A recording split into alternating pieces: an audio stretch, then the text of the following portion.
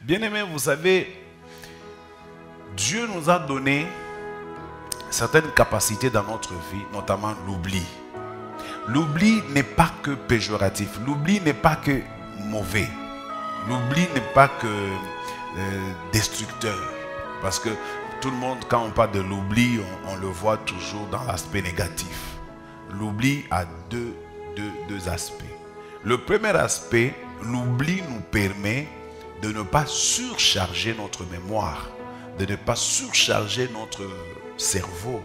L'oubli nous permet de libérer l'espace pour permettre à ce que nous puissions vivre de manière équilibrée, apaisée. Alors, l'oubli est aussi bien pour vous afin de nettoyer votre stockage. Parce que je vous avais dit que l'oubli avait deux sens. Donc, l'oubli pouvait aussi nous aider à ne pas effacer, mais à stocker dans ce qu'on appelle mémoire centrale. Dieu lui-même travaille comme ça. Parce qu'il dit quand nous venons devant lui avec nos péchés, il les oublie. Gardez ce qui est bon, ce qui peut vous aider un jour dans l'avancement. L'homme oublie vite.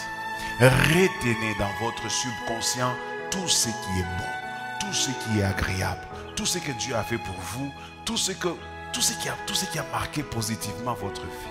Gardez quand même quelque chose de bon. Les mauvais, enlevez-le au nom de Jésus-Christ. Les enfants d'Israël, eux, ils ont gardé aussi les souvenirs de l'Égypte. Ils ont oublié une chose, que en Égypte, ils étaient en train de souffrir. Ils ont oublié que l'Égypte, ce n'était pas la belle vie. Ils pleuraient en Égypte. Ils se lamentaient en Égypte. Qu'est-ce que Dieu dit à Moïse? Il dit à Moïse, j'ai vu la souffrance de mon peuple et j'ai entendu le cri que lui fait pousser son oppresseur. Je connais cette douleur-là et je suis descendu pour le délivrer et afin de l'amener dans un pays où coule le lait et le miel. Dieu est descendu parce qu'il a vu la souffrance du peuple d'Israël, parce qu'il a entendu les cris de leur douleur. Ils oublient leurs pleurs. Parfois, mes amis, nous oublions aussi là où Dieu nous a ramassés. Il y a beaucoup de gens ici, je voudrais vous parler aujourd'hui parce que le Seigneur m'a mis ça à cœur. Parfois nous disons, putain, depuis que j'ai donné ma vie au Seigneur, qu'est-ce qui a changé? Depuis que je suis dans les choses de Dieu, dans l'église, je viens tous les jours, je prie tous les jours, je fais tout ce qu'on me demande. Quand il faut faire des sacrifices, je le fais. Mais qu'est-ce qui change dans ma vie? Mon frère, c'est tout simplement parce que tu as oublié vite.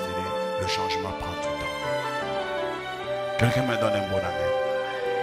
Plusieurs parmi nous pensons que quand on quitte le monde pour aller dans les choses de Dieu, ça se passe en un clin d'œil. Non, mes amis. Il n'y a que le diable qui fait des choses comme ça. Dieu prend du temps pour amener le changement dans la vie de quelqu'un. Il a pris du temps avec les enfants d'Israël dans le désert. Il savait pourquoi il le faisait. Pourquoi sommes-nous sortis de l'Égypte? Tel est le message que je suis en train de vous annoncer. Pourquoi sommes-nous sortis de l'Égypte?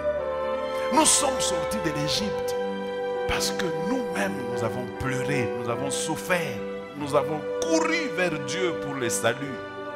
Même si nous n'avons pas les choses de ce monde, mais au moins nous avons le salut. Le changement peut prendre du temps, mais vous savez pourquoi? Parce que quand on doit changer la culture, ça ne se fait pas d'un clin d'œil. La culture demande beaucoup de temps pour s'adapter. Jeunes gens, écoutez-moi, ne soyez pas pressés avec la vie. La vie, ce n'est pas un jeu. Attendez, apprenez, marchez avec lui. Il y a encore des leçons que vous n'avez pas encore apprises. Laissez-lui vous apprendre tout ce qu'il connaît. Il vous connaît vous-même mieux que vous. Laissez-le vous présenter vous-même ce que vous êtes. Vous ne vous connaissez pas. Prenez le temps que ça peut.